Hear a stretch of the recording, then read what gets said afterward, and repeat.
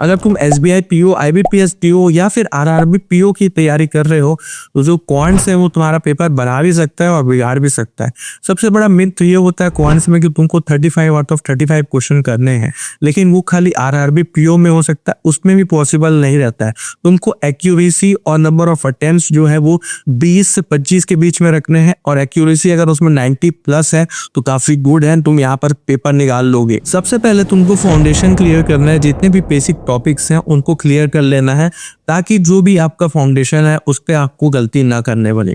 फिर आपको डेली के डेली सिंप्लीफिकेशन, अप्रोक्सीमेशन और जो क्वाड्रेटिक इक्वेशन होते हैं, मिसिंग नंबर होते हैं, रॉन्ग नंबर होते हैं, इसके आपको 10-10 क्वेश्चन कम से कम डेली प्रैक्टिस करने हैं। इससे क्या होता है कि आपका जो स्पीड है, स्पीड मैथ्स जिसको बोलते हैं, वो वाला सेक्शन जो है आपका काफी ज्यादा स्ट्रांग हो जाता है। और जो दूसरा सबसे इंपॉर्टेंट चीज होता है वो होता है डीआई।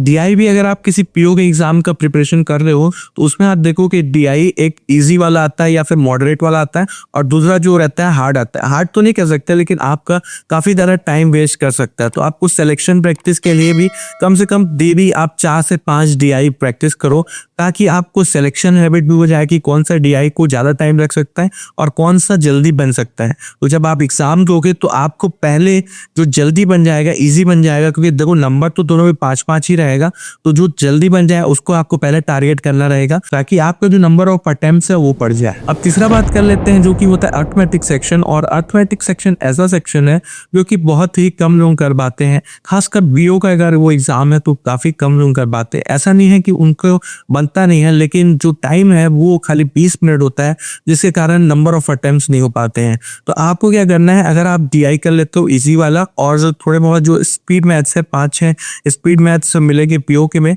तो उसको आप अगर कर लेते हो तो उसके बाद अगर आप अर्थमेटिक में भी थोड़ा 1-2 राउंड मारते हो और कुछ ऐसा क्वेश्चन दिखते हैं जो आपको 1 मिनट के अंदर या फिर 40 से 50 सेकंड में बन जा रहे हैं, तो आप उसको भी कर सकते हो। उसके जगह आप केसलेट या फिर बड़ी जो डीआई है, हार्ड डीआई है, उसको आप चूज करोगे तो भी उसमें 5 ही क्वेश्चन आप अटेम्प्ट कर पाओगे ज्यादा से ज्यादा। लेकिन हो सकता है अगर आप अर्थमेटिक पे गए तो आप उसमें 6 से 7 कर सकते हो। लेकिन अगर मैं अपना पर्सनल ओपिनियन बताऊं तो जो अर्थमेटिक है वो काफी ज्यादा मैथ्स से ओरिएंटेड रहता है। मतलब अगर आपकी मैथ्स अच्छी है तो अर्थमेटिक भी आपकी अच्छी बन जाएगी, जल्दी बन जाएगी।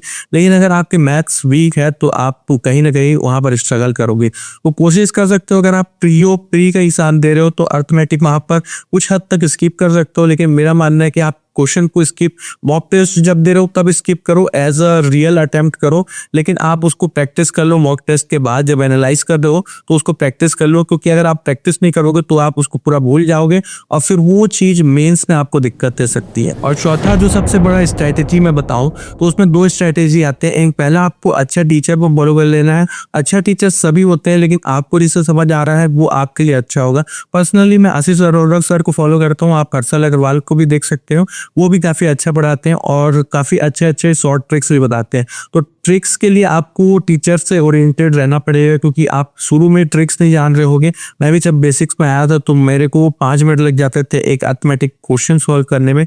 मैं सोचता था लोग इसको 40 से 50 सेकंड में कैसे कर लेते हैं, लेकिन मैं पूरा बेसिक से सॉल्व करता था, जो कि काफी ज्यादा टाइम कंज्यूमिंग हो सकता है। तो शॉर्ट ट्रिक्स के लिए आपको यूट्यूब चैनल्स को फॉलो करना पड़ेगा, या फिर आप किसी का पेड कोर्स ले सकते हैं। लेकिन मैं रिकमेंड करूंगा कि पहले आप यूट्यूब से पढ़ लो, अगर समझ आ रहा होगा तो आप पेड कोर्स की तरफ जाना, नहीं तो आप यूट्यूब में भी बहुत सारे कंटेंट अवेलेबल है जिससे आप तैयारी कर सकते हैं। और इसी स्ट्रेटेजी के अंदर जो दूसरा पॉइंट है वो आता है कि अगर आपसे कोई भी एग्जाम में या फिर मॉक टेस्ट में क्वेश्चन नहीं बन रहा हो और आप उसमें ज्यादा से ज्यादा टाइम लगा रहे हो, तो ऐसा मत करना बिल्कुल भी।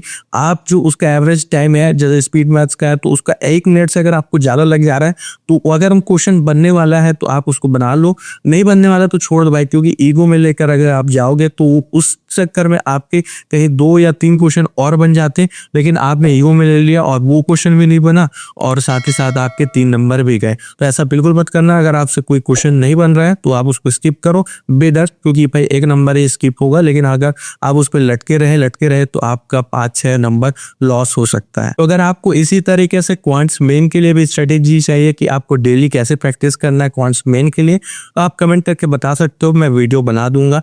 तब तक के लिए प्रैक्टिस करते रहो। Bye bye.